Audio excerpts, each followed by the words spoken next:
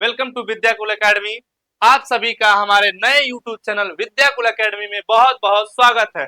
जैसा कि आप सभी लोग जानते हैं कि रेलवे रिक्वायरमेंट बोर्ड यानी कि आरआरबी द्वारा एनटीपीसी 2024 की जो है वैकेंसी आ चुकी है। तो वैकेंसी आ चुकी है जिसका फॉर्म आपका पिछले यानी कि पिछले महीने 21 तारीख 9वां महीना 2024 यानी कि पिछले महीने से 21 तारीख से भरा जा रहा है। और इसकी अंतिम तिथि 13/10/2024 या हमको लगा 14/10/2024 थी, लेकिन उसको बढ़ाकर अभी फिलहाल कर दिया गया है 27/10/2024। यानी कि हम आपको बता रहे हैं कि जो वैकेंसी थी इसका लास्ट यानी कि इसकी फॉर्म की भरने की तिथि थी 21/9/2024। अभी फिलहाल और इसका लास्ट डेट जो है वो 27/10/2024 है। और ये फॉर्म भरने की तिथि है। अगर हम बात करें कि पेमेंट की लास्ट तिथि, तो अगर आपको जो एग्जाम का जो फीस पेमेंट है उसकी अंतिम तिथि है 29 तारीख 10वां महीना 2024।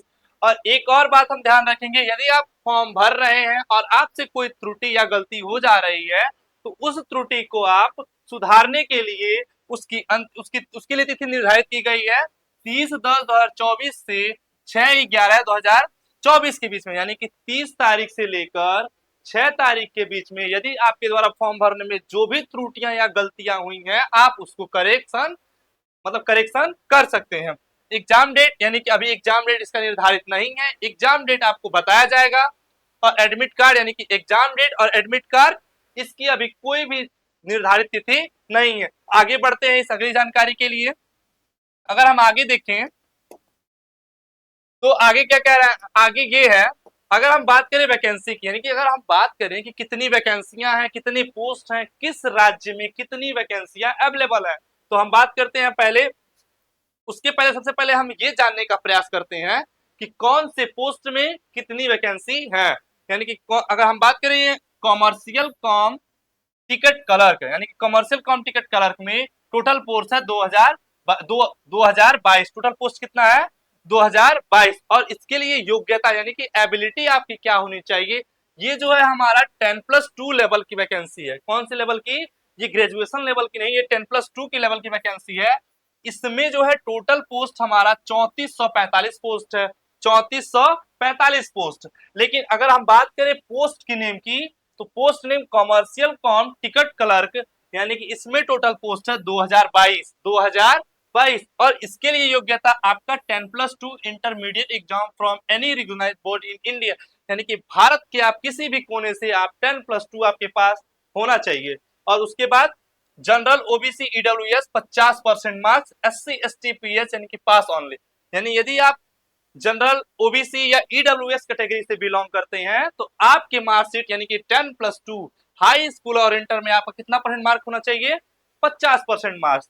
लेकिन उसके बाद यदि बात करिए अगर आप एससी हैं, एसटी या अदर पीएच हैं, तो बस आप 35 यानी कि सॉरी 35 नहीं 33% यानी कि बस आप पास होने चाहिए। उसके लिए आपको एससी एसटी या पीएच के लिए ये है।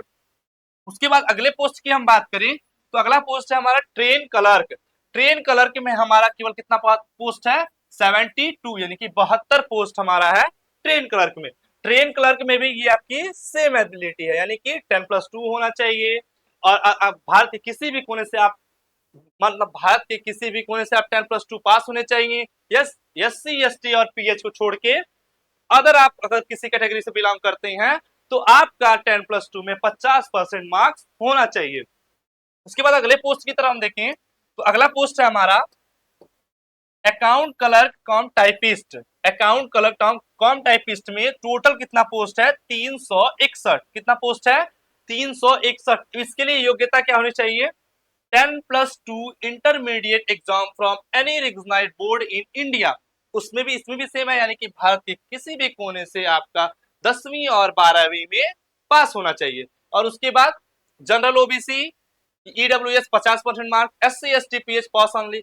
अब इसमें ये तो दोनों में सेम है, इसमें सेम है, लेकिन इसमें क्या है कंप्यूटर टाइपिंग इंग्लिश 30 वर्ड पर मिनट या हिंदी 25 वर्ड पर मिनट। यानी कि आपको कंप्यूटर जो है आपको टाइपिंग आनी चाहिए। क्या आनी चाहिए टाइपिंग। यदि आप इंग्लिश में टाइपिंग करते हैं तो 30 वर्ड पर मिनट और यदि आप हिंदी में टाइपिंग करते हैं तो 25 वर्ड पर मिनट। इसमें उसके बाद इसमें ये 2 पोस्ट हैं, इसमें 361 पोस्ट अकाउंट क्लर्क कम टाइपिस्ट में और 990 पोस्ट जूनियर क्लर्क कम टाइपिस्ट में। अब जूनियर क्लर्क और अकाउंट दोनों की योग्यता क्या है, सेम है। आगे बढ़ते हैं, अगर हम इसके बारे में और जानकारी थोड़ा इकट्ठा करें तो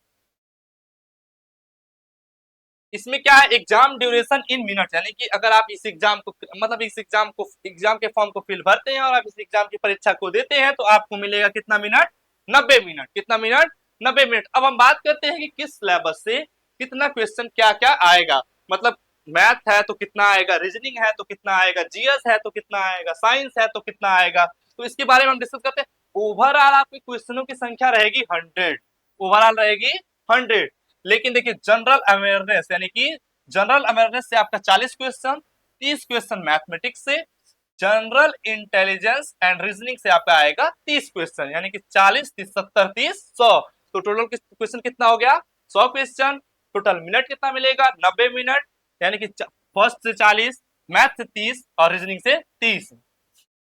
उसके बाद the exam duration will be 120 minute for eligible PWD candidate. यदि आप PWD candidate account with sacrifice है तो आपको कितना मिलेगा, 120 मिनट। कितना मिलेगा, 120 मिनट। उसके बाद क्या कह रहा है, there will be negative marking and 1/3 mark shall be distributed for each wrong answer. अब इसमें ये ध्यान देने वाली बात ये है कि माइनस मार्किंग तो मैक्सिमम लोगों को पता था कि माइनस मार्किंग है, लेकिन ये नहीं कंफर्म होता कितना माइनस मार्किंग है। तो माइनस मार्किंग की हम बात करें तो इसमें आपको 1/3 माइनस मार्किंग है, यानी कि 3 क्वेश्चन सही है, यानी कि 3 क्वेश्चन सही, सॉरी 1 क्वेश्चन सही, 3 क्वेश्चन सही, 1 क्वेश्चन गलत, यानी कि 1 क्वेश्चन आपका क्या होगा, कट जाएगा, 1/3। उसके बाद हम बात करें अगले अगले अगले जानकारी की तरफ बढ़ते हैं। तो इसमें अगली जानकारी है, अगर अब बात करते हैं मैथमेटिक्स में, हम बात करें सिलेबस की तो मैथमेटिक्स में कौन सा कोर्स, मतलब मैथमेटिक्स में क्या पूछा जाएगा, जनरल इंटेलिजेंस से क्वेश्चन कहाँ आएंगे और रीजनिंग से कहाँ आएंगे और जीएस से कहाँ आएंगे। तो इसमें देखिए क्या है, mathematics, general intelligence and reasoning and general awareness. तो हम आपको बता दें कि मैथमेटिक्स के लिए हमने 2 टीचर रखे हैं।